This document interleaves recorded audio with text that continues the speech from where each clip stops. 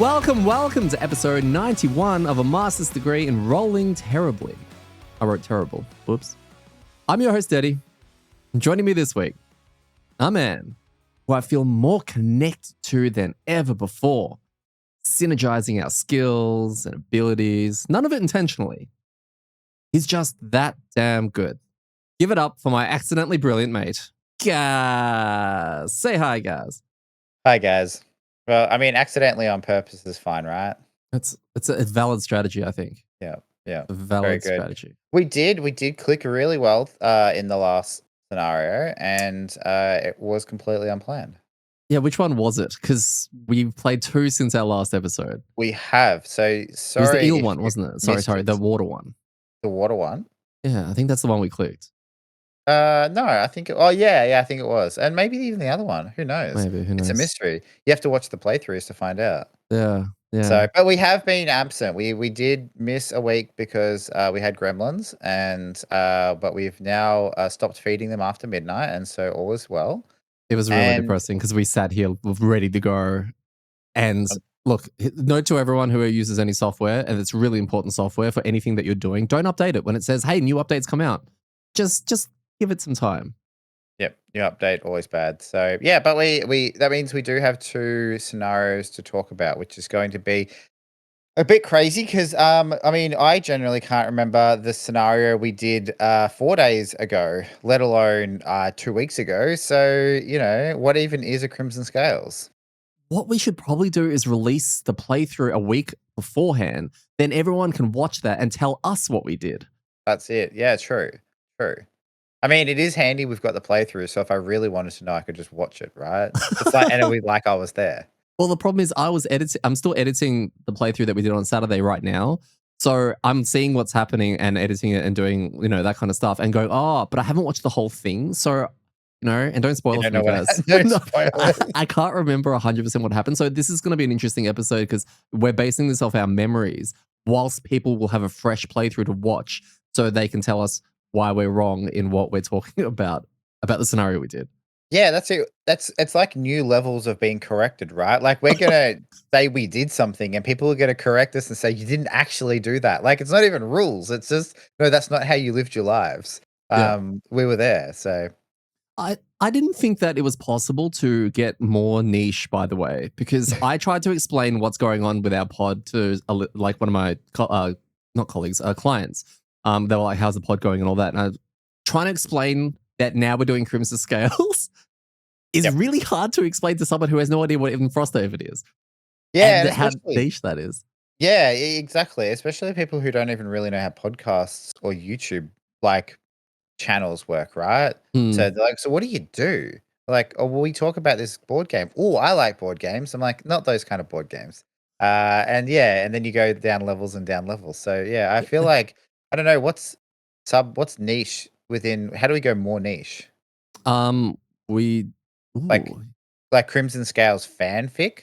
Yeah, no, we go through all the communities and pick out like the variants that people play under, or you've got the guest designers who have designed scenarios for Frosthaven, but then you've got all these people who are like, "Hey, I've just whipped this together in 5 minutes. What does this look like?" And then we play those. So we only play scenarios that the community has created on the spot. Yeah, cool. Untested scenarios, and we can go pick all the busted classes that never got released as well, right? That's right. And then do a podcast and a tier list on them. Yeah, exactly. That's more niche. Yes, that is. Let's not go there. But no, it's awkward when you're trying to explain to someone, yeah, we're doing Crimson Scales, and they're like, oh, is it a good game? I'm like, no, we're having a blast with it. They're like, oh, can I get a copy? Like, does it cost much? It's like, oh, and then trying to explain to them without sounding, elitist or conceited or anything you can't. Like that. Sorry, it's only for me. On today's episode, right after our dirt sheet, we'll be covering Crimson Scales, the party sheet. We haven't actually talked about this or made any reference to it at all, so I want to quickly cover some of this.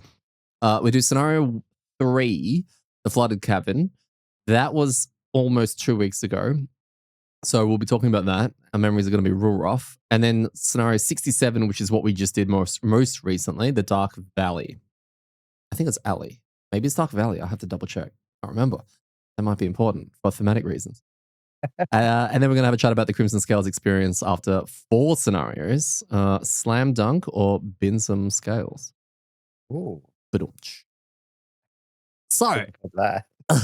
so the first thing we're going to talk about is on our dirt sheet, and there's very little news. The only news that I wanted to release was, and I launched it on our last playthrough, was that we've got some community members, Riceman and Iron and Wine, and now Slayerico, who are also running Crimson Scales on Tabletop Simulator.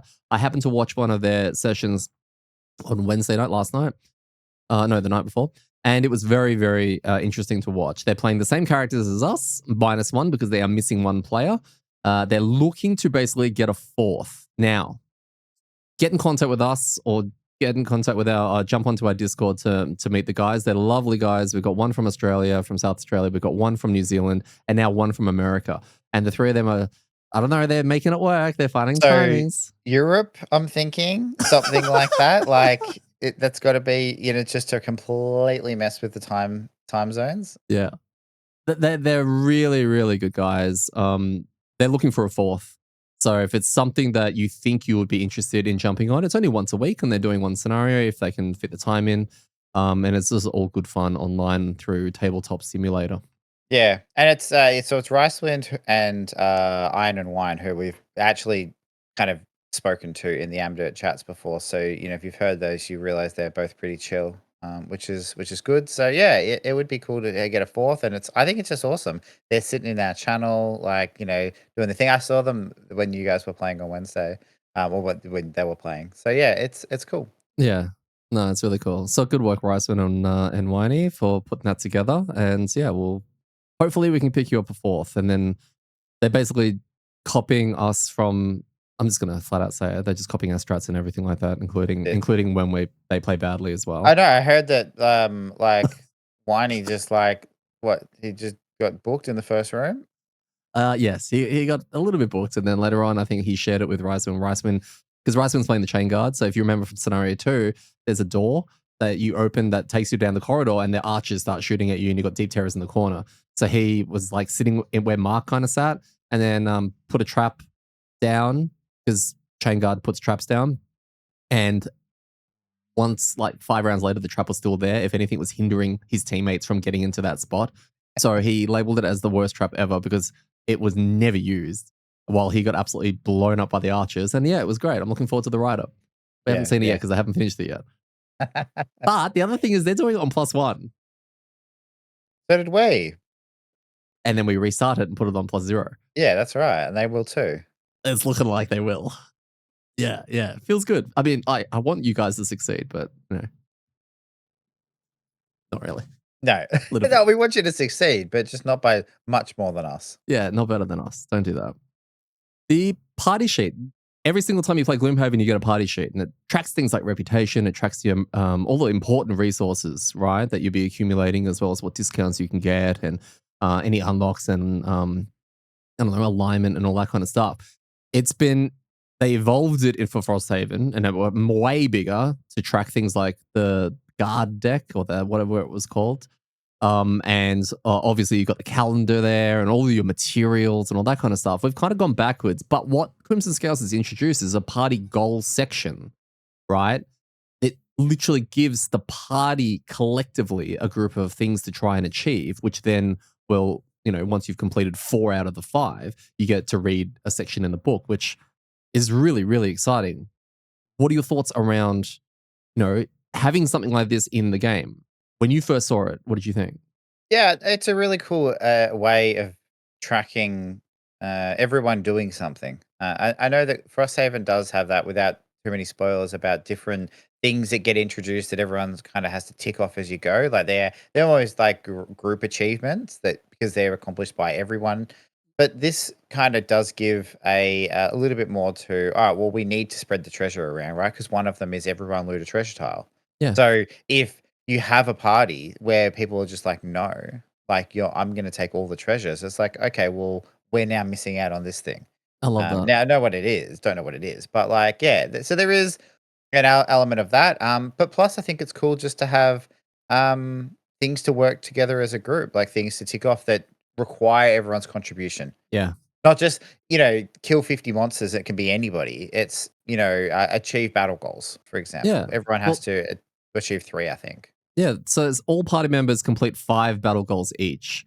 Battle goals are really tricky to get off, at least at the start. They become a lot, but they're really important, right? Basically, completing 5 battle goals each will then really push the cooperative narrative of trying to make sure everyone gets their personal reasons stuff out of the way, which is only good for the team Mm. and only good for the individual. So it's really cool that they track that. I feel the only thing with that is it should be ticks, not goals completed, because it means if you do a true ticker, Ah, you only tick off one, yeah, but which is a just bit rude. don't pick the 2 ticker. Well, but they're They're so too hard. juicy. They are They juicy. are a trap. They are 100% a trap. Yeah. The other So, one's all party members gain 100 XP, so that'll just happen as you go, which is nice. All party members spend 60 gold at the item shop each. Again, it just means that it's encouraging people to get money and spread the loot around so that people can actually buy stuff to achieve that. All party members loot 1 treasure tile each. Again, just to spread the items around so you don't have, the rogue or the assassin. It's usually one of them just taking everything. And then finally, party completes 1 side scenario, which is the one that, yeah, we haven't actually found yet. Don't have a side scenario yet. Because they've yeah, I actually think we got, unlocked one, didn't we? did we? The numbers here are scenario 50, 51, 52, 53, 54, and 55. So they're Ah, specifically the 5 side scenarios that we have. yeah, We, okay, we cool. may have. I'm not too sure. Yeah, no, I think it's a cool little addition, and without bogging that down too much, like it doesn't add an extra phase in or a whole bunch of admin in to do it. It's just like something you can keep track of and tick off as you go, and I think it's cool. Yeah. And look, I like those little. I don't know. Like Frosthaven had the masteries, which now we're playing with the kind of updated version of Crimson Scale, so it has masteries for the classes as well. But because we have those, what are they called? Milestones. Yeah.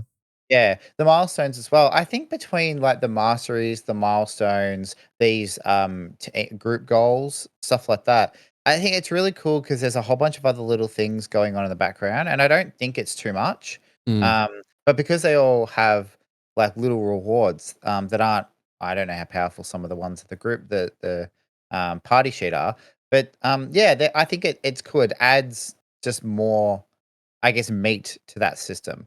mm, Um, and in a system that doesn't have the outpost phase. That's what I mean, like, compared mm. to, because not going back down that route of the outpost phase in Frosthaven, but I know playing Gloomhaven way back in the day, the city phase, I guess, was usually very inconsequential. Because by the time you're halfway through the campaign, you're not buying anything, right? You bless. So you do a city event, you bless, and then you leave. Yep. Right, and that's really it. Yeah. I level up and all that stuff happens, but that just feels like things that happen. So having these extra pieces just around, yeah, fleshes it out a bit. I think it's cool. Yeah. I like that it's also guiding, like, if I doubt you're coming to this game as your first Haven game, right?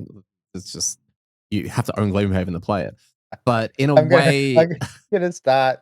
Where should I start? We should jump on next time we see a Reddit post. I really want to start something in the Haven. Where should I start? Crimson Scales, Trail of Ashes. yeah, That's where you should start. Just yeah, that one quest line. just our personal recommendation. Yeah. No, I think it's good. It works well as a guiding thing, just as a reminder. Yeah, you got extra things to think about, but even the one where it's like, oh, you got to spend 60 gold on the thing, it means you actively have to be paying attention to looting, and it kind of teaches you to to weave looting gold into your decision making, Yeah. which really you really shouldn't need that much motivation. Well, I mean, I pretty much covered all of that almost in one scenario the last scenario. That's true.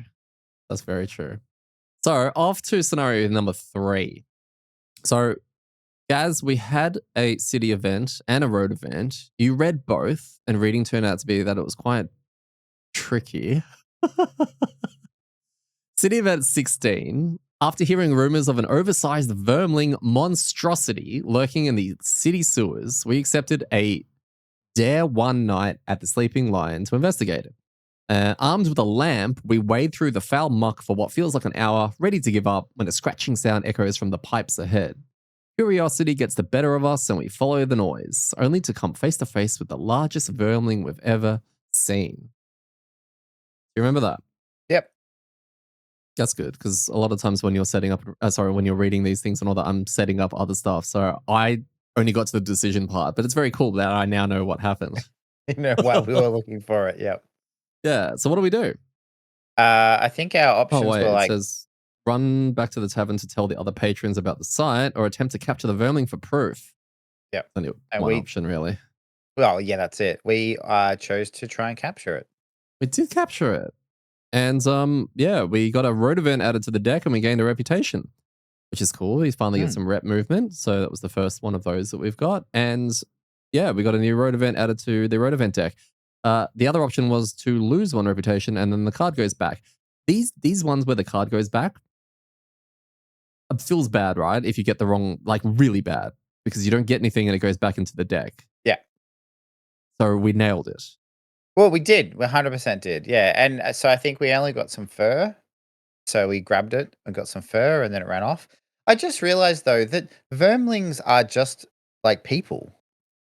Yeah, of course. That's this, that whole event got way weirder. Like there wasn't saying there was some monster, like a monster rat running around. Are you gonna go catch it? It's like there's It a was a really vermling monstrosity. well, I mean, yeah, but it's just you see it. It's like it's the largest vermling you've seen. It's like going like there's a really big dude walking around like I don't know the shopping center, and you'd be like, oh, I'm gonna go catch him, right? Like it's Yeah.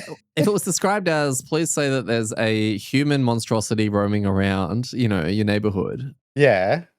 you're not going to think it's a person. No, but like then when you see it, you go, wow, that's the largest person you've ever seen. You're like, oh, I better catch him. Like That is I don't true. know.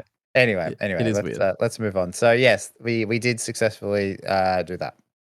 Very good, very good. And then we had a road event. Gaz continued to read. This is road event number 1. Lost deep in the Dagger Forest after misreading our map, which sounds about right. We suddenly encounter an orchid riding a massive saber-toothed tiger.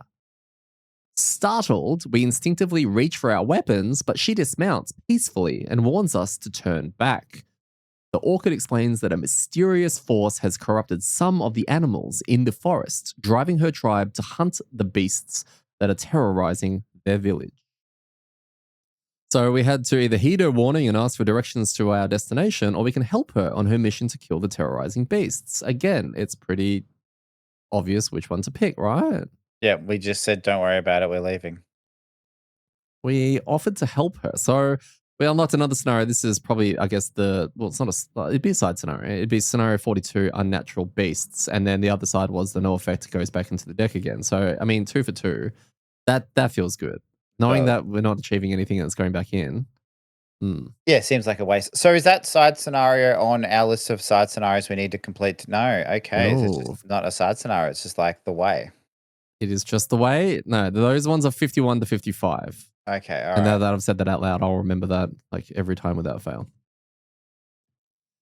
So yeah, then So we made it to our destination. made it to our destination. Previously, what we did the previous week from a story point of view, as we made our retreat from the chamber, wary of the failing Quattro electronics, a sudden roar of rushing water echoed through the passage, and we barely managed to duck into a recess as an enormous wave surged through it, rising quickly and around us. Knee deep, then waist deep, panic began to set in. Just as we started questioning our decision to unlock the doors, the wall behind us gave way. In an instant, the flood swept us off our feet into a new, larger cavern, leaving us scrambling to regain control in the chaos. Scenario 3, the flooded cavern. So we barely have any time to catch our breath before the tidal wave hurls us into the largest cavern we've ever seen. Like the previous channels, its brick walls have been overtaken by natural growth, but any trace of quattral engineering is long gone. As the wave recedes, we find ourselves deposited on the far side of the cavern, just in time to see another surge of water approaching. Riding its crest like a figurehead on a ship is a colossal water spirit, a hydra spirit. To one side of the cavern, a glowing white crystal catches our eye. It's tantalizingly close, but reaching it means confronting and defeating the hydra spirit first. Is this the most we've ever remembered from a story point of view? I think we've pretty much stayed on top of this, which is nice. We're doing well. Very We know fine. why we are doing what we're doing and where we're going. Yeah, Yeah. It's like a different game. it is. Scenario goal, the scenario is complete when the Hydra Spirit is dead, and only the Hydra Spirit. At the end of that round, we read a thing. There was no scenario effect with this one. Monster combinations, we had giant vipers. I haven't seen this since Jaws of the Lion. Yeah. And same thing with you, I think. Hmm. I vaguely remember these things doing a lot of jumping and like poison crazy stuff when I played digital with Phil. So I'm excited to see these guys fly over this giant board and come poison the crap out of us. They had lurkers, which are pre-soldier lurkers. Do they have the same cards? I don't know. And then water spirits, or one water spirit, which is our goal. We did this on +0. Our party consisted of me on level 1 Vortex, Gaz on level 2 Galaxy, Mark on level 1 Chained Helm, and Phil on the level 2 Flask. Our board is just a giant ass 2-tile thing to form one room with no doors, spread out over the map of the giant vipers and lurkers, and the scenario goal being the water spirit or the water hydra is chilling in the far corner. Couple of obstacles in random places, and then there's a crooked line of water tiles going sideways across the board. With now first lot of special rules that we're really encountering. The Hydra Spirit's a boss. The 36 health for 4 players at scenario level 1. Immune to stun, disarm, poison, and immobilize. At the end of each round, each water hex that was just around him moves 1 hex towards the opposite side of the map. All tiles that were previously water hexes remain as water hexes for the remainder of the scenario. And all hexes marked with B, which is on our side of the actual board, scenario's lost. And yeah, that sucks. So what are your thoughts on our setup? It's literally like a wave pool, right? Yeah, it was a wave pool, yeah. It was cool. It was cool after the first 2 scenarios where we had been walking through dungeons, opening doors, and now we had one big room with a timer. And it was an interesting timer. That's cool. I like the timer. Yeah. So, because it wasn't a, you just die in 10 rounds, which could have been it, at least they put something thematic in to show that, if it wasn't a little bit annoying to do the admin on. Um, it also wasn't a timer, like a pseudo timer, so, like, unlimited spawns, it's not a timer, but it is a timer. So, yeah, I think there was, it was a cool setup, and it looked like, "Yeah, okay, let's get stuck in." Yeah, I think it's exactly what you said. It's cool. I'm a little over the water spirits, just a little bit by now. I think 3 in a row.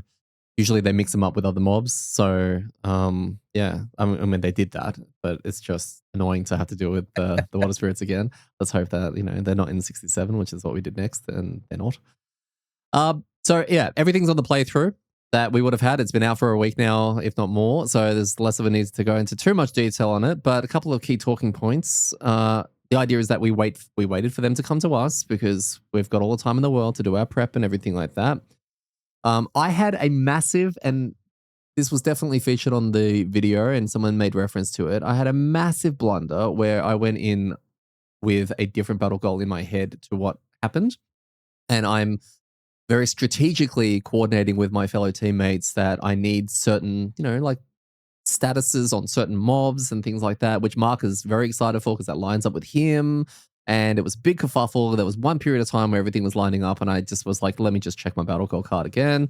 And it was completely different, which, yeah, was a bit dramatic for me as I had to adjust all that and not mess everyone else up. So that was really fun. I find that your opening involves your opening every round. You play a heal because you're anticipating people taking damage. Is that right? Yep, correct. Yeah. And I found that in this particular scenario, it was a waste because no one took any damage because they didn't come over. Yeah. Yeah, they didn't move very far at all. The idea was that where we were starting, the Vipers probably could have made the distance. Maybe the crabs were a bit far away. And I was positioned to do a heal, but also a formation attack that's kind of in a line, like it's like hits the thing one in front of me. Yeah. So yeah, I was all set up for that, and then nothing happened. I was just like, oh, okay. Because the Vipers don't move. They're black imps all over again. I expected a lot more movement from these guys. We had the 3 that was near us, and I think Mark sort of set up a little bit of trappage and all of that. But the ones on the far side, I was expecting them to come flying over and join in, and they just didn't. And it was really surprising. Yeah, I had memories of them from Gloomhaven, Jaws of the Lion, where they moved around a lot. But like maybe they didn't. Like it was, or it's just that RNG where they picked a couple of big move cards, and now suddenly that's stuck and burnt to my brain as how they operate. So yeah, I'm wondering if we got RNG luck. Yeah, from them, because that's what it felt like. We ran into a couple of situations in this, which I'm referencing from our intro, where I wanted to do something and it couldn't quite. And then you said, "Hey, I'm going to do this to you there." And I'm like, "Oh my God, that's going to work perfectly for me." Or I'm going to do this and kill that. And you're like, "Dude, do that. I'll stand there." And that's what I mean by the accidental synergies. We were helping each other to achieve some phenomenal stuff. I've got my positionals, my two from the side and all that. You're helping set up those for me, which it's such a really good feeling. It felt like we were just synergizing accidentally for a great portion of this, and I think it got us ahead of the tempo Mm. because this was a bit of a bit of a stomp, if Well, I'm going to be honest. yeah, it was, and I think with like I'm not sure if it was this scenario for the next one, but there are kind of times where you're like, "Oh, hey, can you help me do this?" And you like do the the formation of like where things are, and because I can move a couple of things around, I'm looking and like, yes or no, right? Like, so I think that teamwork perspective is starting to come into it a little bit more. Yeah, I think there's a bit where I wanted, oh, I want to go in there and do this, but they're going to absolutely book me. And you're like, no, no, I make you invisible. And I was just Mm. like, oh my God, that's so good.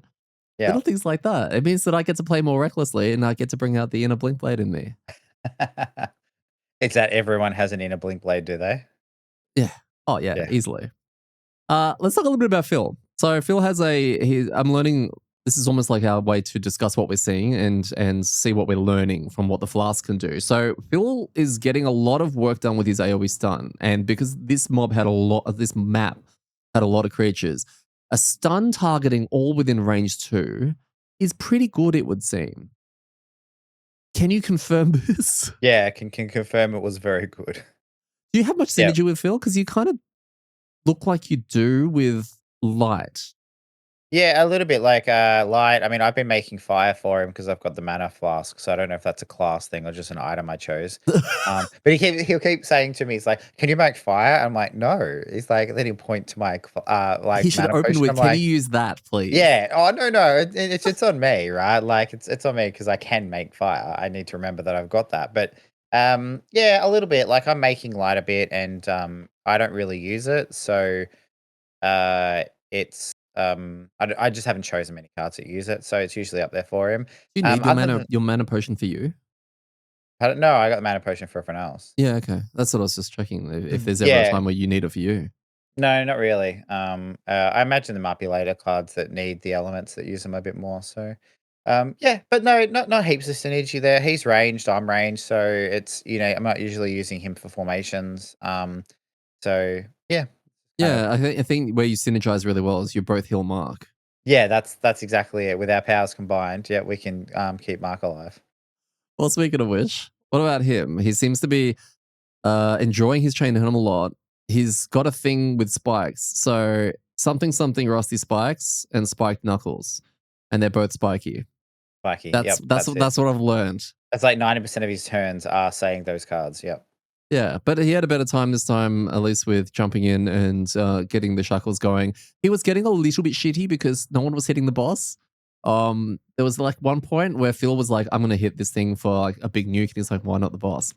And Phil like nails either a water spirit or a viper or a lurker, and we remove one more body. And I, because of my battle goal and other reasons, I'm trying to keep everything else, like kill everything else, not just lay into the boss. So, but it's hard to obviously talk about those kind of things. So Yep, making not the most optimal plays, just to achieve other stuff, which is really fun. Mark got his new card as well. he did. The bot slapping card. No, that was next scenario. Was it?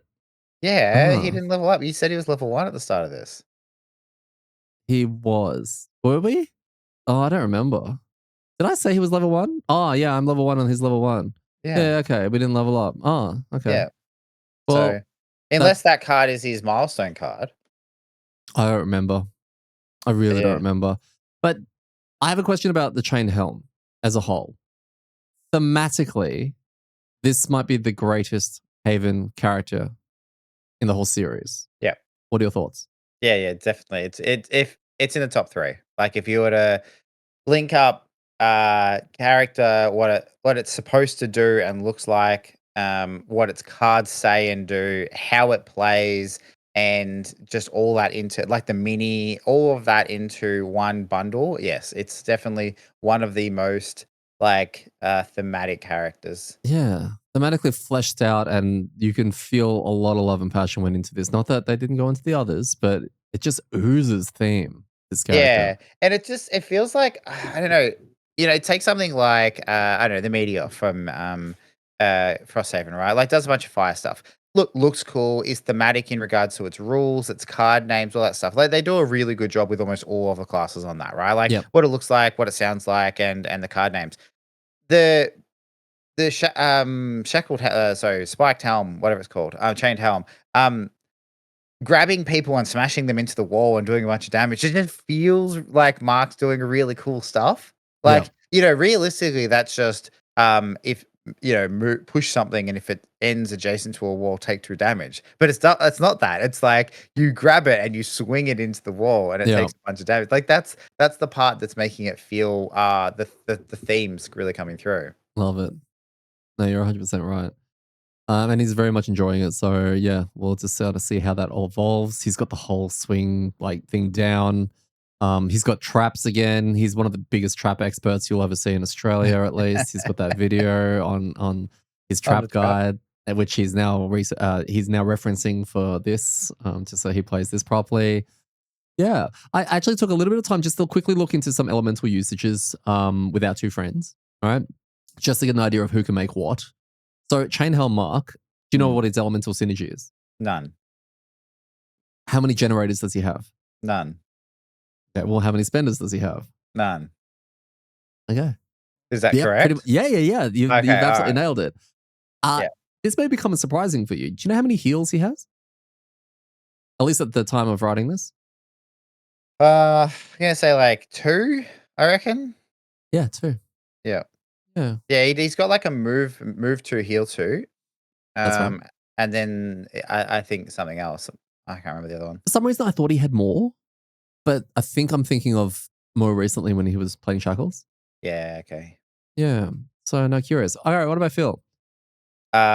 He uses fire, light, um, grass, I'm gonna say. I think he can consume. Yeah. Yeah. Yeah. Yeah, So he can make light with 3 abilities, yep. which is pretty cool. Because I make light as well. Sorry, I make dark. That's That's the completely opposite. opposite. Yeah, yeah, opposite. Sorry. He's got 3 generators of light and 2 spenders. Okay, Yep. which is good. He's got 2 generators for fire and 2 spenders. He's got 2 for air and 2 spenders, and he's Oh, got yeah, one. Yeah, and he's got 1 for earth, grass, but no spenders. So he's helping someone else with that. oh, okay, yeah, because I can make, grass. I think I can only do it once. It might be a burn or a persistent card. Um, but so we don't actually have anyone spending it. No, Okay, interesting. and then he's got 1 eat ice ability, but no one Oh, makes ice. okay. But then he's got 2 wilds as well, like throughout his cards, so he can still make it at the end. So yeah, Yep. really interesting. That it's interesting to see get a bit of a breakdown, and I'm realizing that no one has any synergy with dark. I've got one that eats dark to turn it into light. Yeah, okay, that's sort of. Well, I suppose that's synergy for you and Phil then. Yeah. Yeah, okay, that's fine. Um, we essentially, yeah, we basically destroy most of the mobs in this fairly comfortably. I don't think there was really much panic at all in this particular scenario. And then when we set our eyes on the Hydra Spirit, everyone just sort of laid into it, and we kind of blow this thing up. Yeah. And we easily could have probably done away with the Water Spirit probably 2 or 3 rounds earlier than we actually did. But yeah, everyone had personal reasons as to why. Yeah, we finished it when we did, but it was very comfortable. Yeah, it was good fun as well. Like it was a nice, fun scenario to do. Rules light, bunch of monsters there. We got to use a bunch of our abilities, especially coming off like the last week, which was really stressful because we lost and then we, had to lower difficulty. But yeah, I think it was an enjoyable kind of part. And I say that like that's scenario 3. Um, this was probably definitely the easiest of the 3, but we also are playing it on +0, not +1. But it's also felt the most casual. Like, didn't feel really stressed through the whole thing, so No. maybe that's a sign of how we should be playing. That's why I'm wondering how. well did the monster ability draws favor us or help us out? And I haven't gotten like I've done the playthrough, I've edited it and all that. I'm not gonna break down the stats for something that was in the past, but yeah, I'm just curious how lucky we got with RNG, in that everything kind of spread out and didn't completely swarm us. So therefore, we had a lot more control over it. Yeah. Yeah, I don't know. I mean, we did do use a bit of control around Mark's traps, and we had different things. So yeah, who knows? Mm, I mean, I okay, didn't miss a bunch of times. no, hold that thought. Yeah, hold that thought. So with the Hydra Spirit defeated, its water reformed dissolving back into the depths, we grab the glowing frosted crystal. The freezing chill seeps through your layers of cloth, a reminder of its power and mystery. So we head back to Gloomhaven, and the weight of our task is still lingering as we find ourselves in the familiar comforting chaos of the sleeping lion. However, the hooded figure from before reappears, silently observing from the shadows. As our eyes meet, they approach, words cryptic but direct. And they're a bit high. Soon you're following them through the twisting alleys of Gloomhaven to an unmarked door. Beyond lies a hidden sanctuary, a secret bar thrumming with danger and intrigue. So, at the very beginning, when we met this hooded figure, and I had to do voices just to give a bit of flavor to our intro and just get everyone whet their appetite, I didn't realize that I'd be committing to a long term thing that was going to destroy my vocal cords. So, so anyone who hasn't watched the playthrough, I mean, firstly, just get you chuck it on the background as you go. But even if you don't have time to watch it, at least jump to the part where this character speaks and Deddy does the voice because it is A grade. In fact, I'm worried that we are going to lose him from the pod to go work for what's it called Portella. Portella like because it might just be that one character, but he absolutely nails it, and he brings a lot of energy. And again, I'm immersed. I'm Yeah. immersed. So If an option comes to kill Salandra, that's the person. We are taking it. absolutely not.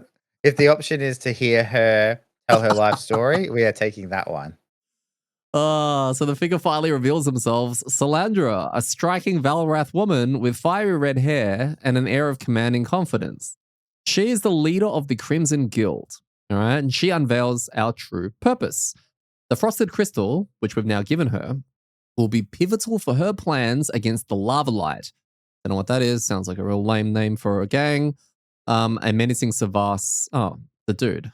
Okay, never mind. It's not a gang, it's a one-man gang. But first, there's another task. We have to retrieve golden eggs from the lingering swamp. So basically, we've got. No, we've got a little bit more. Before you can leave, chaos erupts near the east wall. A dying man warns of the bloody pox spreading among the guards. His lifeless body, a grim harbinger. Now you're left with a choice. Do we want to investigate? Well, we can actually do both of them. Investigate the guards and this sudden outbreak, or we proceed to the lingering swamp to secure the eggs for Salandro. And that's where we're at. We've opened two extra new scenarios, which Yeah. it's 4 and 7 or something like that. But yeah, we won this scenario. We get our 10 XP each as a bonus reward, and we unlock scenario 4 and 7. What were your thoughts on scenario 3?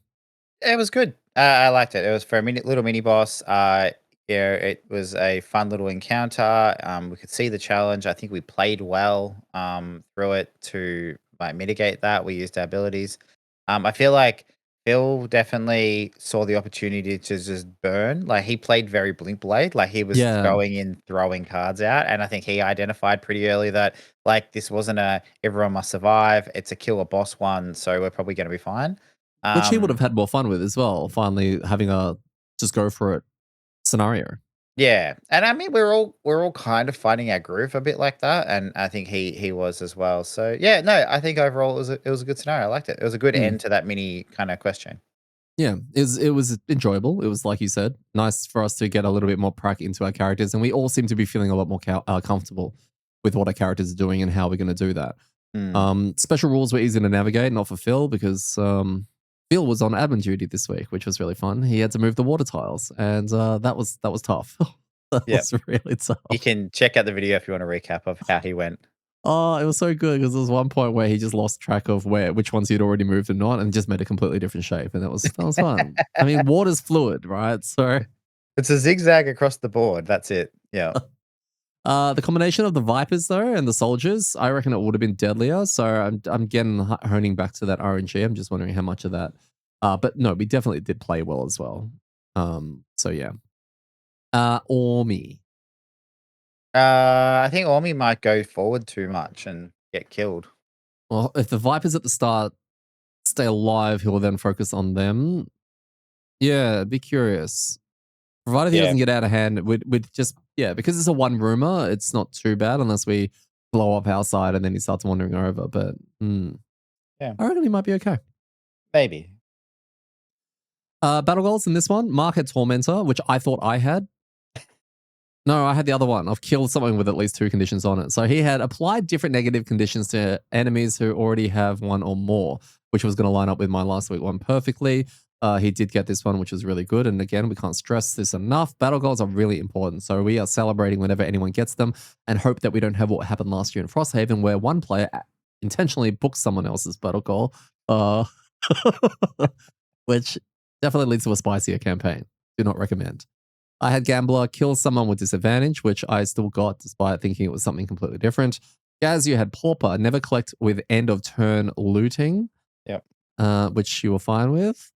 And Phil had Die Hard, never have your hit point value drop below half your max rounded up, which, yeah, he got as well. Too easy. Yeah, I know. Good work, everyone. Well done, team. Well done, team. So we then fast forward to last Saturday when we got together to play scenario 67, which is actually the first scenario for Trail of Ashes. So this is the Crimson Scales expansion that adds a bunch of sides, I think it's another quest line, which is what we're about to start.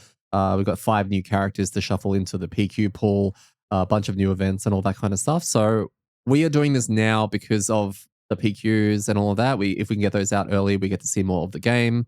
And yeah, it's been highly recommended that we start that after we finish the first 3. Mm-hmm.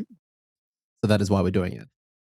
Funnily enough, the game to a lot of people is known as CS for Crimson Scales, which is really cool, and TOA for Trail of Ashes. And look, I'm just going to go back to 2001. You, me, Mark, and well, just the 3 of us and a bunch of other people. We played a very, very old MMO called Dark Age of Camelot. Slight tangent here.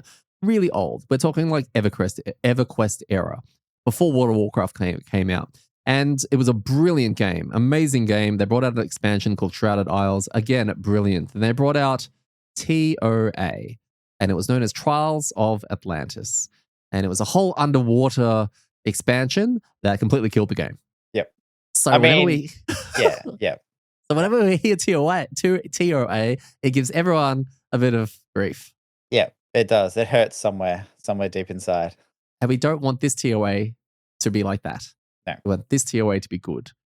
So we had a TOA intro, nice and quick. Councilman Roxani. Roxani is, I think, one of the main, I'm not going to say antagonists yet. I'm not too sure, but he seems to be a main player who has hired the Crimson Guild or whatever we're part of to find, he's informing us, the group, that there's an opportunity involving a nearby Inox tribe known for their potions. So he directs us to find their shaman, who's named Talo, who can guide us towards something valuable tied to a mysterious storm. Cryptic as ever. Roxani hints at riches awaiting those who pursue his lead. So nice little intro into TOA.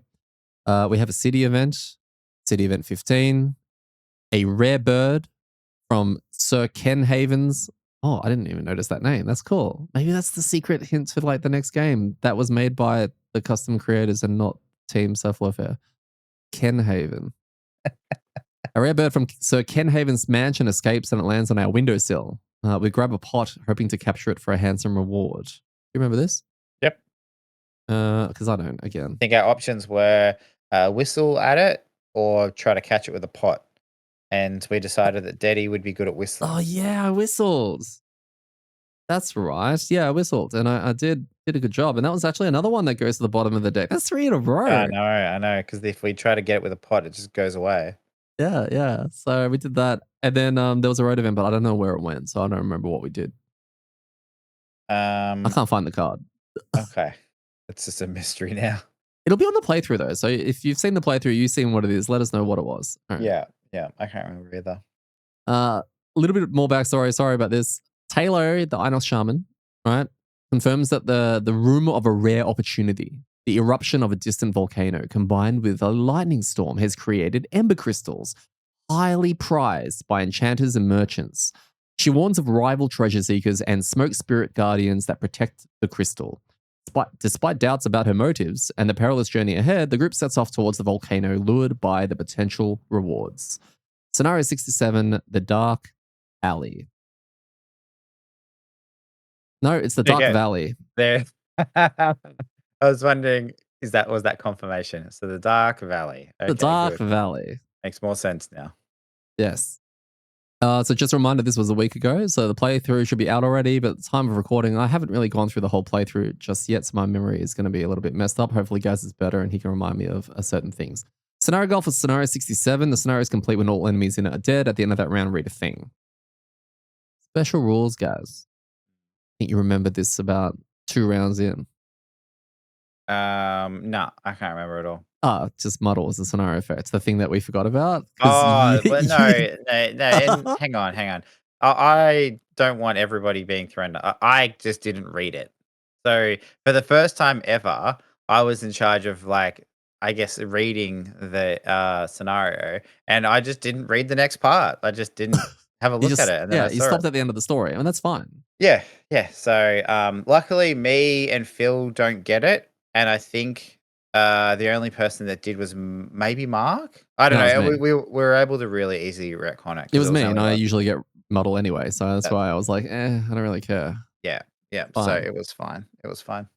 We had our Deep Terror friends. We had Spitting Drakes. We had Vermling Scavengers, which we didn't notice until I think Mark made a comment about, hey, these are scavengers. Yep. Because we just fought Scouts, which I Mm. believe, yeah, Scavengers never heard of. Must use a different deck. Must be custom. I'm not sure. It could be that skin thing. They're using the skins, but it's a new type of mob. Yeah. Okay. And the newest mob for us altogether, Smoke Spirits. Hmm. Yeah. What are your thoughts on Smoke Spirits? What do they do? They float around and they leave like hazardous terrain around when they attack, and they have retaliate if you attack them before they have their turn. Yeah, they're like the water spirits, but with retaliate instead. And you pointed out it was actually range retaliate. It's not even normal retaliate. No, So it's like it's like range 2. range two It's to gross. retaliate, which is pretty gross. They don't This have is a shields though. no, no, which is nice. Very nice. This is a 3-room, 5-tile kill all. Thoughts? Oh, it should be easy, right? We're doing it on +0. In the bag. Done. All right. First things first, let's talk a little bit about your AMD because this was round 1 and also round 2. And it was one of the greatest moments I've seen and recorded. This is something that I've been waiting for a little bit, just a little bit. Because since we started our playthrough, the Gaz that we've talked about has not really come out, and people are probably thinking we made all of that crap up. But redemption, right? Like it was like feel good. What's going on? So far in the campaign, we've been talking about how our AMDs suck because we're new. I haven't been drawing my miss 5 times a scenario, right? You've barely Like drawn it, I think. at all, yeah, a couple of times at most, and there's been reasons for that, but mostly it's just it's been coming up probably about as often as it should, right? Yeah. Um, so in this scenario, we had our first turn. There was a smoke spirit on like 2 health or something like 1 health, whatever it was, and I had ranged attack, and I was going to kill it, and that was really going to set up everybody's next turn or that turn, wherever it was in the turn order. And because it was going to clear a space, plus it was going to take it off the map for damage wise, etc., etc. Anyway, so I top decked my miss. Now I haven't attacked at all, so that means my pre-game shuffle, like leading into the scenario shuffle, has shuffled that to the top, which is the meme. The meme is that it's always in the top 2 cards, Yeah. right? And so I yeah, drew it. I drew it out. And we're like, oh wow. And Daddy made the call. And so did Phil. Everyone was like really happy about it because they're like, He's hey, back. Gaz is back. We're back to normal. Like drawing you miss first up. And I was like, oh, cool. Yeah, I remember that. Anyway, a turn goes on, maybe 2 turns go on. I don't know what round it was because I hadn't attacked since. It might have been doing some supporty stuff. And then I needed to hit something. I think it was on 1 life. I think Vermling or another I smoke think it was spirit. I think it was a smoke spirit, and I needed you to kill it so that I could take the spot. Yeah, it might have even been the same smoke spirit on just the next Probably. turn, I right? think it was. Yeah. So anyway, I go, yeah, cool, doing attack, whatever, on the smoke spirit. Top card is a miss. Now, this has been the joke for a while, and we've talked about it in our Frosthaven podcast because it kind of happened quite a lot. But we never really recorded it, right? Because we weren't recording those sessions. I think we had a couple of instances where we did capture some of it, but for the most part, it was just happening. We were telling people. But after I drew that miss, I was like, "Oh," and then I was like, "Wait, did I shuffle my deck after You I were put?" right onto it. That was your immediate response. Yeah, and I think Phil's like, "Nah." Well, no, I think a couple of people were like, "Nah." Phil even went as far to goes like, "Nah," because that couldn't happen, right? Like, you couldn't draw your miss, shuffle your deck, and then draw your miss again. I mean, I think he's forgetting what happened multiple times in Frosthaven, but like, sure, whatever. Anyway, so I was like, okay, cool, cool. Well, look, I'll shuffle my deck again and I'll redraw, all right, because it saves us going back through the thing and figuring it out. And I drew my miss again. Now, this is all caught on camera and edited by Deddy, so you will be able to find it on our YouTube. It's YouTube short. But the amazing thing for me here is that when Deddy went back through the edit, he confirmed that I did actually shuffle my deck the first time. Yep. So I'm glad that the universe decided that it wasn't going to change the result. So thank you, universe. Like it's like the fate, chance, the universe of RNG was there just to protect the integrity of the game. Because if I'd drawn any number, that thing would have died. And that Mhm. completely changes how the scenario goes. So it said, no, no, no. Like just like Final Destination, some things are meant to happen and you're supposed to miss. Yeah. So I actually drew my miss 3 times in a row. 3 times in a row. So, I mean, It's yeah, it's amazing. It's really amazing. Like, you have to look at it glass half full that, if you could probably never do that again if you wanted to. You could also next week do it 4 times in a row. I don't know. Probably the chances are more likely that's gonna happen, to be honest. But there's so no. many other cards in that deck. Like, I think it was when I was what was I playing last? I think it was the drill. And the drill has an AMD card that's +3. Yeah. And I said to Phil, I remember saying, like, why can't it be the +3? Like, why can't that be the one that I draw all the time? Like, I did put it on, Instagram, on the amDirt Instagram, because look, I'm a big fan of that clip. I'm very proud of it, even though I really didn't do anything other than edit it. But, yeah, Lunacy wrote down and said, "What about cutting the deck?" Like, I think you've been instructed to do that back in Frosthaven when this was happening. And, yeah, you've just kind of, because it sounds like that would actually solve your issues, right? no, it wouldn't solve the issue at all because we've done this. This is the thing. Like, I guess, like, I don't think there's anything inherently wrong with my shuffling. I'm just shuffling until I randomly choose a time to stop. And maybe hardwired into my brain is a certain amount of time of shuffling, and that time happens to Yeah. line up when that card's going to be on top, which I'm accidentally stacking my deck in a really bad way, like the worst way. But I've tried cutting. Like, there's a clip of us, I don't know, a few months ago of me doing that where it's like I rifle shuffled. Sorry, I like pile shuffled, I shuffled, I cut my deck. Oh no, I think I said to Phil, pick a number. Um, he cut my deck. I put it back on top. I said, pick a number. He picked like 11. So I took the first 11 cards off, put them on the bottom. And so we were now like 4 shuffle methods deep into these different things. I put it there and I top decked the miss. Like that was on camera as well. Like we caught that. Like Yeah. this is what I mean. It's just insane. Yeah. And so I'm more than happy for people to keep suggesting different shuffle methods. But at some point, right, it's just not the shuffle method. It's just bad luck.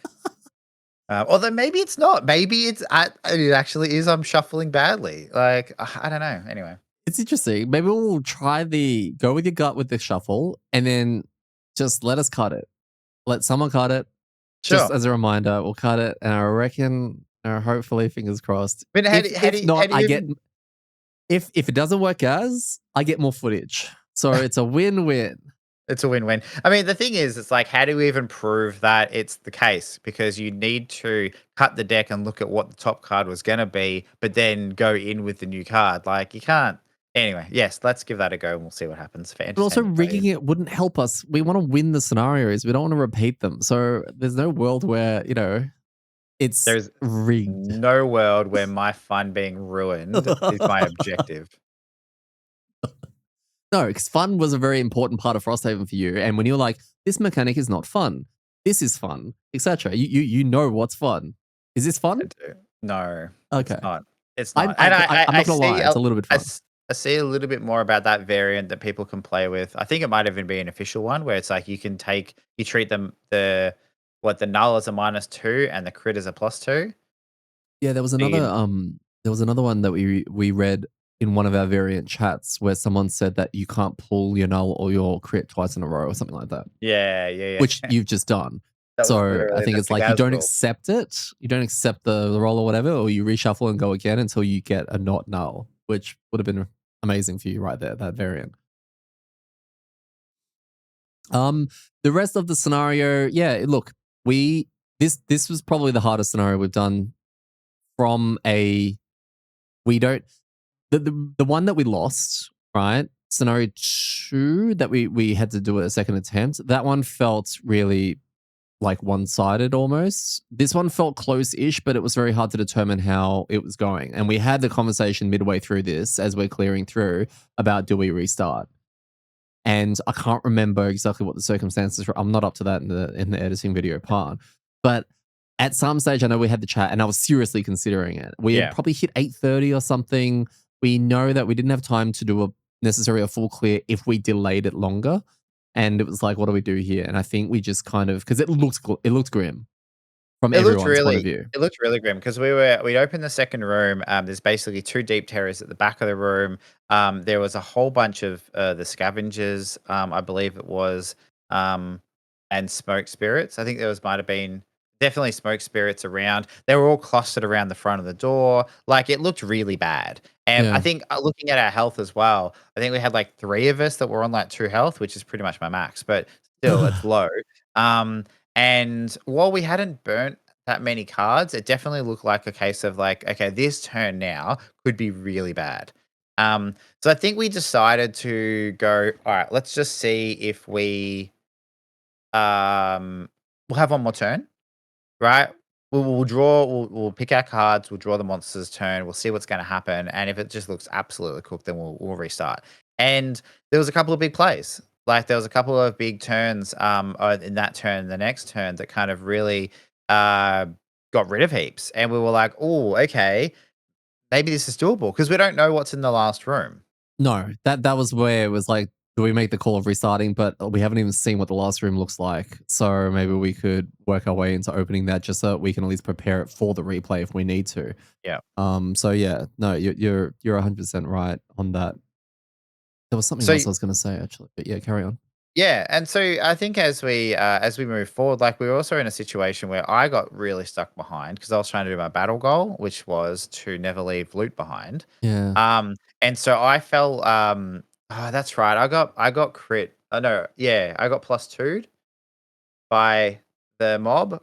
I think I was at the end. The scavenger So, was attacking with advantage.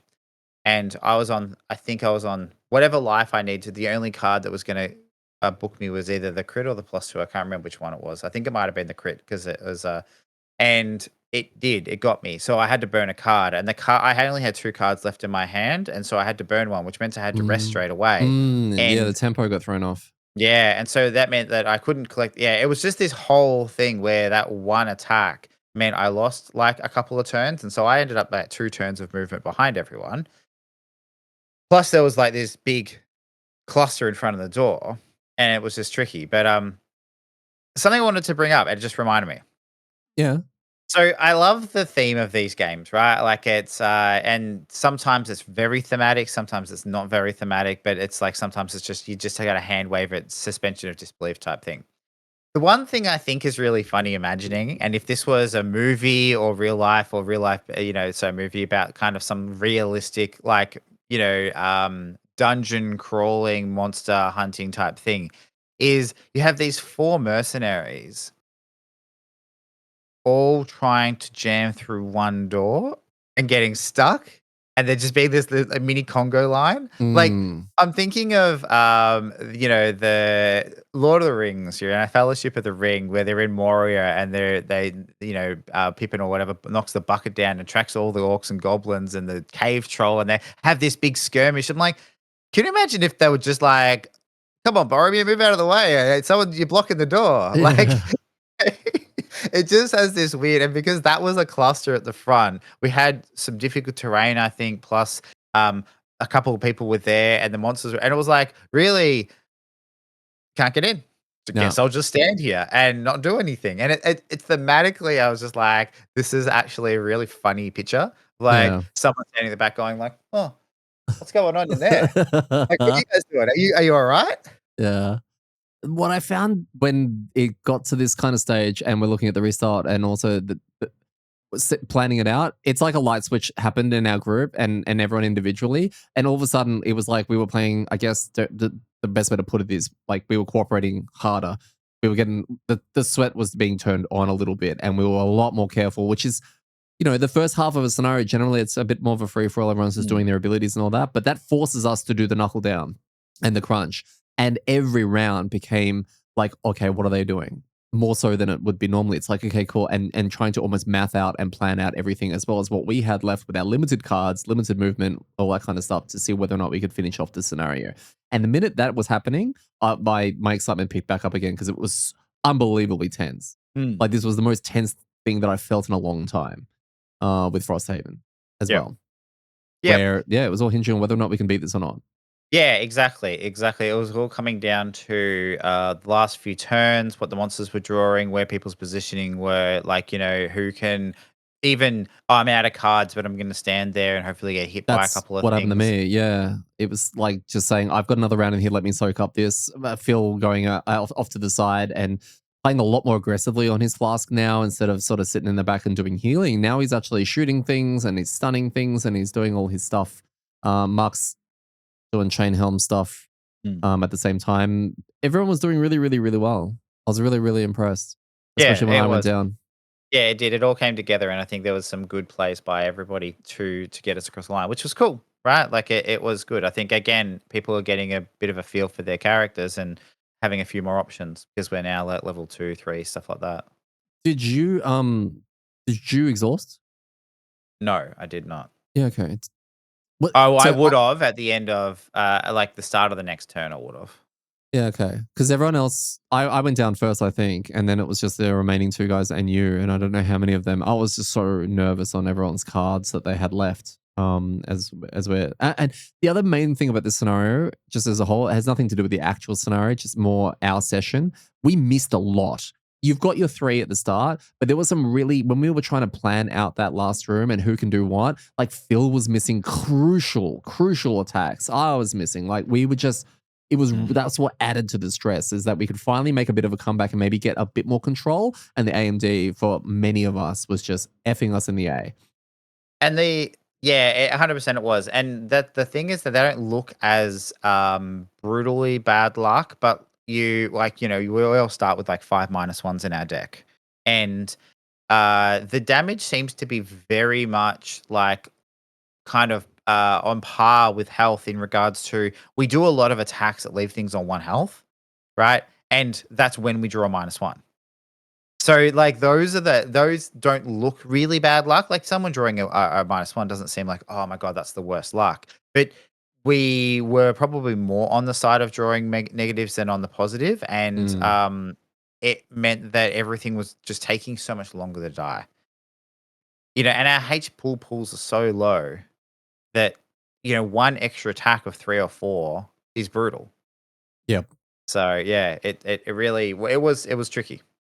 Absolutely tricky. But We got there. we actually did it. It And I'm did. still amazed that we did. So am Because I. like, it was almost a guarantee restart. Yeah. But and that's always a shit feeling, especially halfway through the scenario. Your energy is going to drop as soon as you're realizing that. And I think ours did a little bit. It was kind of like, oh God, we have to push through this again next week. And what's it going to do for my video and all of that? But boys, you came through. We did it. It's Save so save the video. good. Yeah, and it's funny because we had a whole conversation about this because that's what we had to do in the first one, where we had part of the first run up there, and then the second run, and the energy was down in the second run, but it kind of picked up towards the end as we.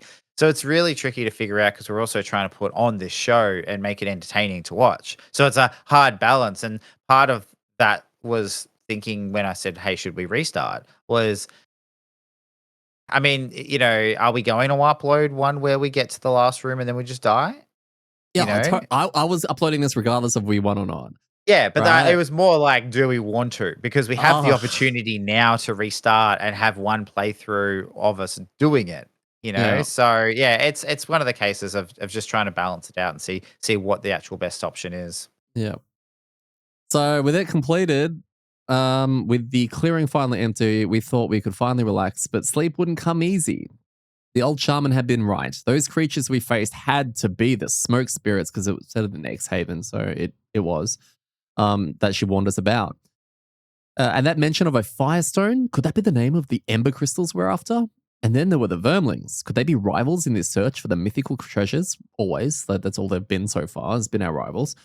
Too many questions, too few answers. We win. Rewards unlock scenario 68. I have a question for you guys. Where is our prosperity? Are we missing something? We Yes. haven't gotten one yet. Now, I know you get them when you retire. Where's the Don't rest know. coming from? Where's the scale? Is it on the party sheet? I think it's on the party sheet. Yeah, okay. I don't know. Yeah, it's just Yeah. weird. I feel like that's something we need to progress, and we're all John Travoltaing right now, just going, well, how do we do this? There is a chance that there isn't much prosperity in the TOA chain. Yeah. I'm just, my fear is that there's a Gloomhaven rule that we're not using right now. It's like when you complete a scenario game, one prosperity. I'm like, Yeah, that okay, doesn't I sound see. right. Yep, yeah. If we're doing anything majorly wrong because we haven't got any prosperity after the first 4 scenarios, can you please let us know? Yeah. What are your thoughts on scenario 67, the first TOA one? I think it was cool. It was a again, it's a kill all, it's a attack move to the end of the board, so it's not gonna be that interesting on special rules. The introduction of the smoke spirits was good. I think that kept it pretty fresh. They're an interesting monster. Great Stuff mob. with Retaliate sucks. Hazardous terrain is a pain in the ass, but like thematically they worked because a lot of their attacks are do an attack and leave a hazardous terrain there, which is supposed to be the embers and things like that. Um, Random spitting drakes at the end. I didn't quite get that, but I mean, The whatever. ones that It's only pull their AoE. yes, correct. They only had one attack. Yep. So yeah, look, all in all, it was fine. It was a not memorable scenario other than the fact that we got so close. I think Right. that's what it is. That would have heightened it. I Yeah. think the individual, our story is going to impact the way we feel about the scenario. Yeah. If we'd stomped our way through it, right, then it would be completely not memorable at all. Because there was nothing stand out about the scenario other than there was the first one we saw smoke spirits, but I assume there'll be in heaps more. So it's not going to be like the only one with smoke spirits. Yeah. Do you think that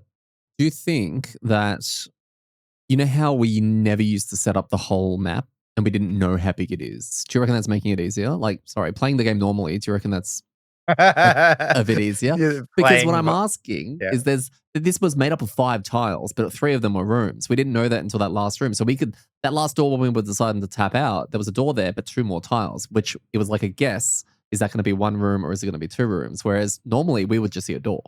Mm.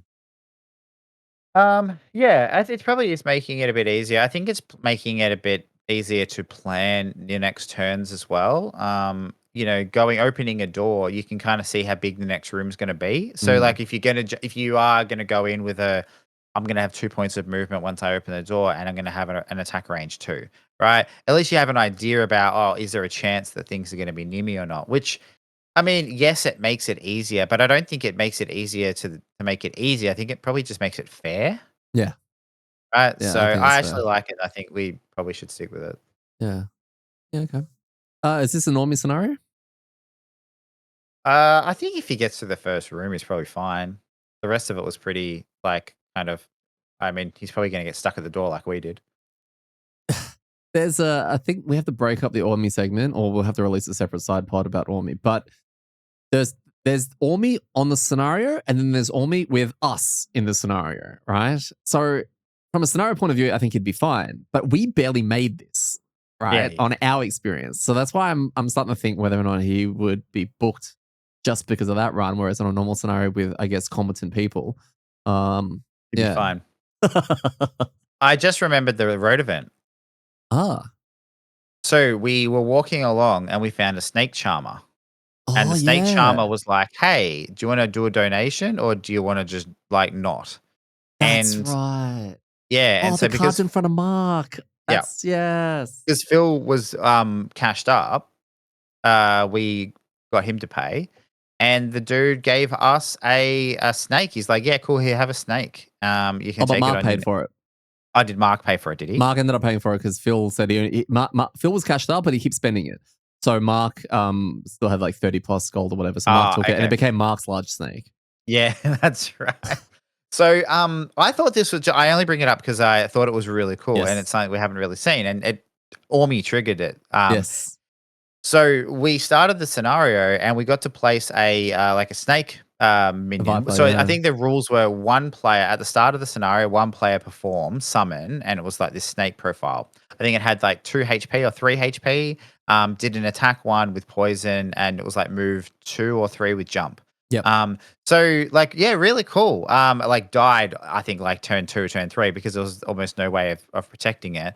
Um, He got but 2 attacks off, I'm pretty sure, as well. yeah, I think so. Got some poison That out, is which was way better cool. than Cassandra. The snake has been worth more than never mind, but anyway. Maybe. But yeah, so I just think that from a event design perspective, that's a really cool reward. Yeah. Like I love that more than uh random resources or gold or other things. Having a here's a one-time unique buff for this scenario is cool because it's always going to be much like Ormi is, it's gonna be a different experience for every group that gets it. Like, Yeah. some people might be like, "Oh, we got it on that scenario. Remember how good was that?" Or, "Oh, we got it on the scenario where everything had Retaliate 3 and it just died the first thing it hit." So, like, everyone's mileage is gonna vary, kind of heaps. So, yeah, thought that was cool.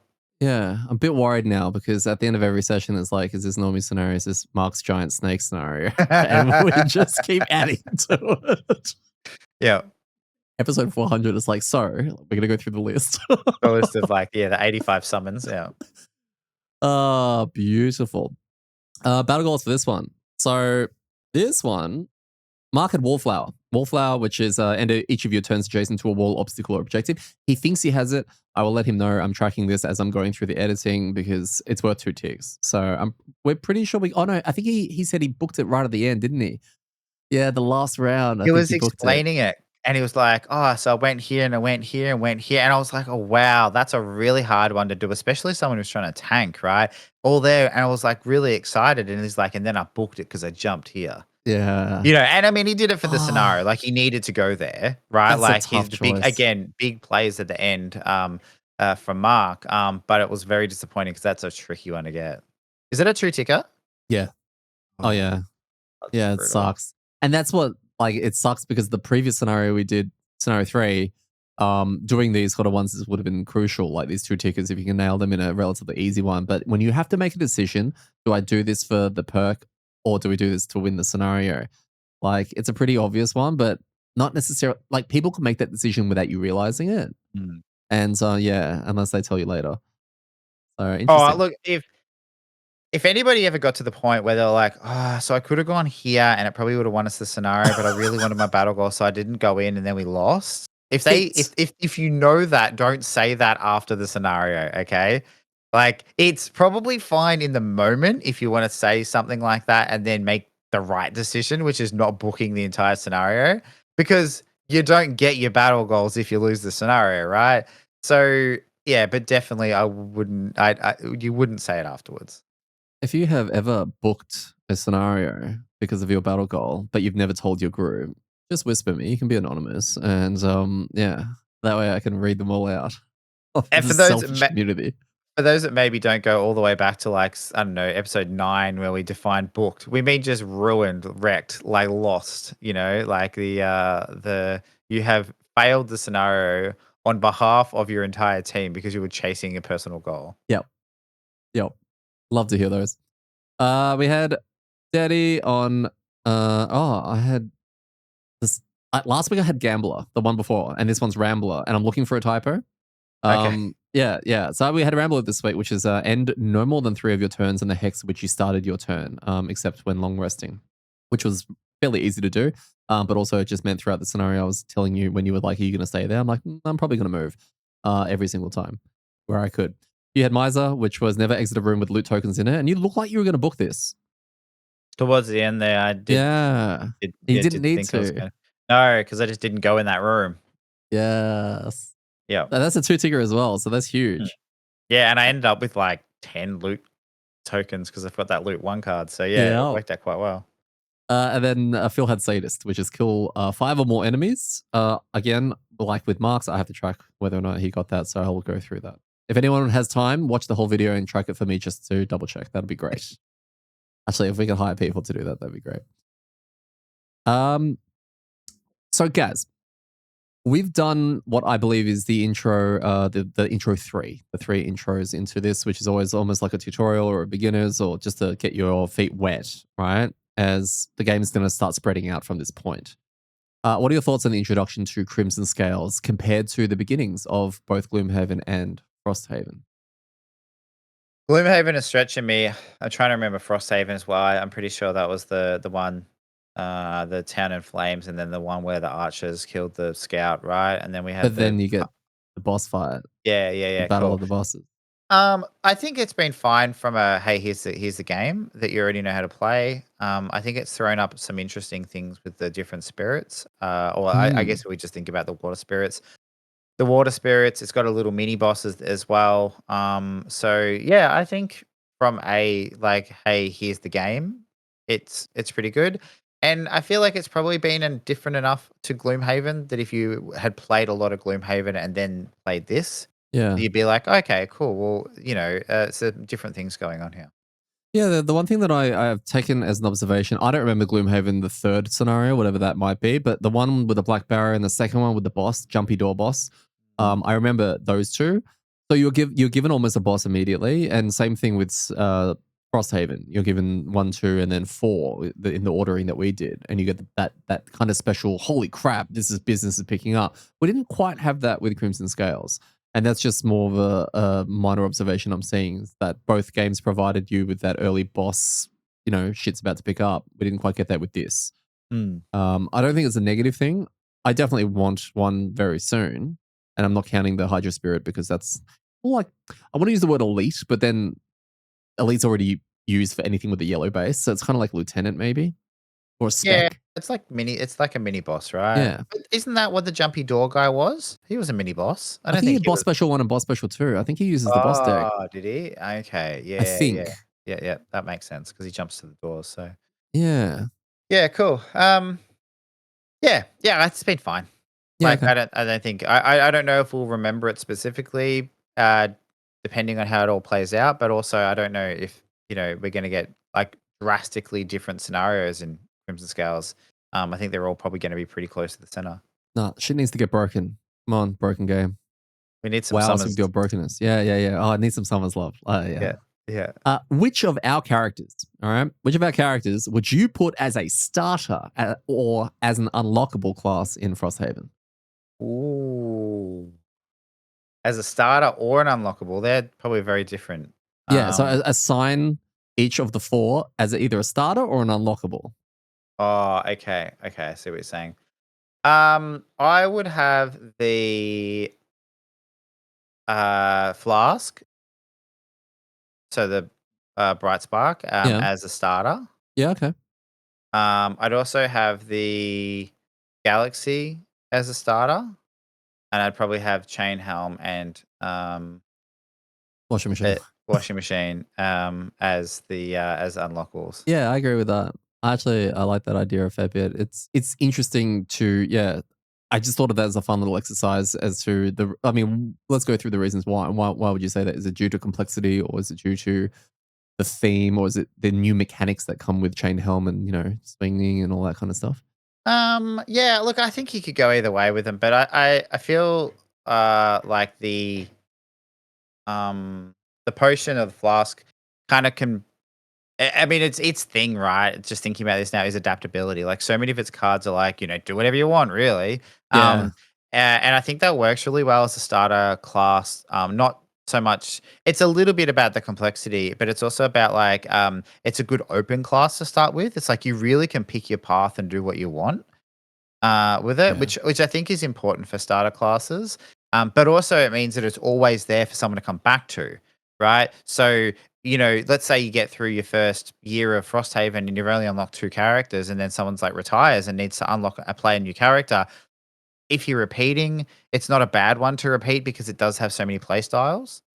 You're right. Um, I think for the Galaxy, just briefly, it's got a good balance between support and not support, and I think there's not a lot of support classes like that perspective in Frosthaven. So I think having a one there early is good.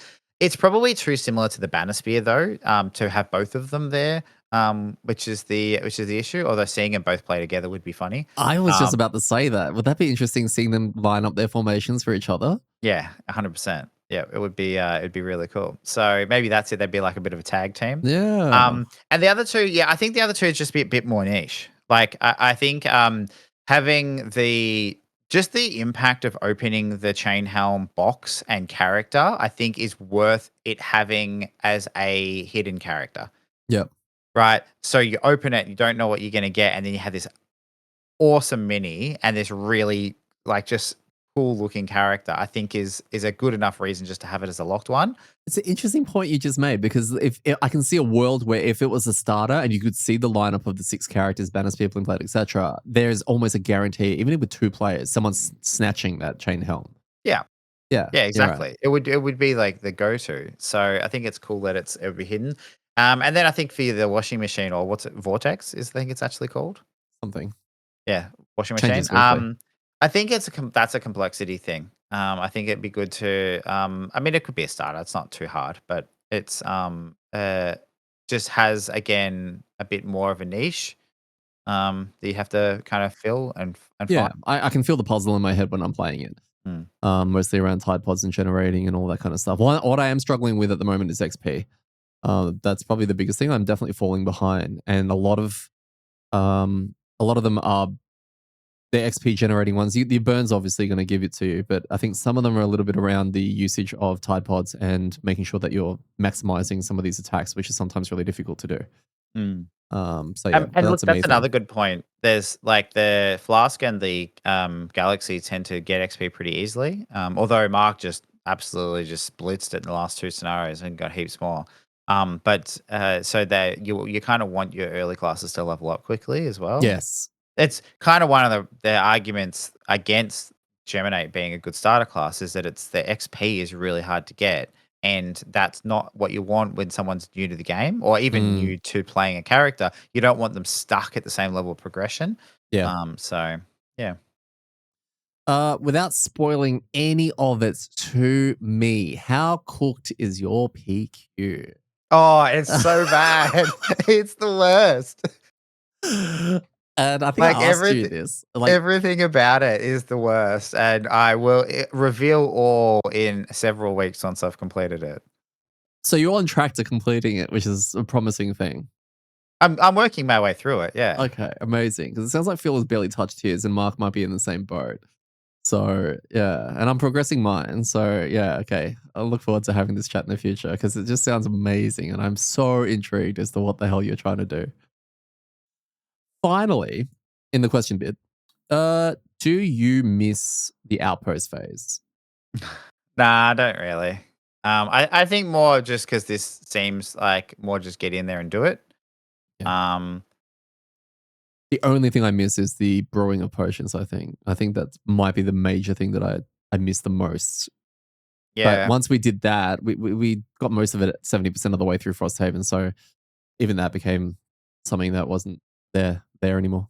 Yeah, the problem is once that became once we'd unlocked most of the potions, then it became a puzzle of finding the right herbs, and that's Mm, not fun. That wasn't the fun part of the brewing potions. The fun part was like, "Hey, I've got two random herbs. Can I make I can make a new one. Let's see what's behind that advent calendar window." Right? So, yeah. um, I think the other thing as well is there's the simplicity of only collecting gold. Now, I haven't bought anything yet because I only just got a bunch of gold, but that simplicity is cool. Yeah, it's refreshing.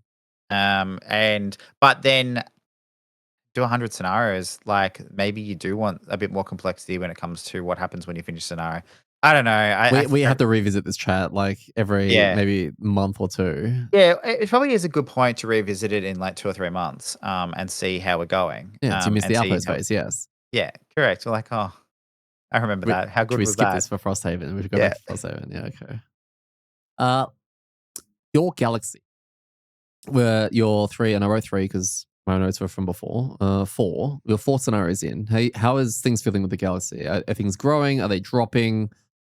You know, how? Give me a diary update.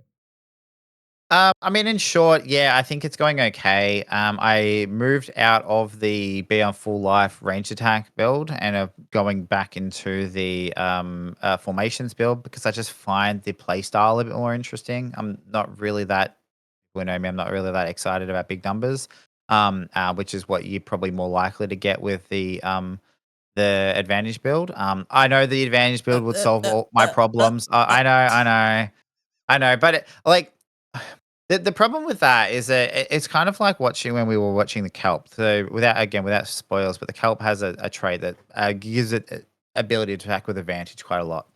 The kelp from Frosthaven, that is. And I've kind of felt that like at that stage, the AMD's the fun of the AMD is watered down a bit because it's really about how well you can do, not if you are going to do well. Yeah, okay. So I kind of like the mystery of like, am I going to miss? Am I going to draw a +2? Am I going to crit? Right? Like, and I think having advantage all the time really washes that out. It Mm, becomes well, I'm always going to get to do what I want to do, mm, and it just depends on how good I am going to. Maybe I draw two -1s and it's worse, but chances are I'm going to draw a positive card or a mm. 0. So for similar reasons why I wouldn't play the variant that where you turn the crit into a -2 and the sorry, +2 and the null into a -2, I also don't want to just play a class that has advantage all the time. Yeah, okay. Um, so and I know it's based on being on full life, so it's not a guarantee, but when I did it, it was pretty easy to maintain. Yeah, okay. So yeah, but I think also the formations interact with allies a little bit more. So there's a heal, there's a the invis one, there's a movement one, which I've been trying to work around.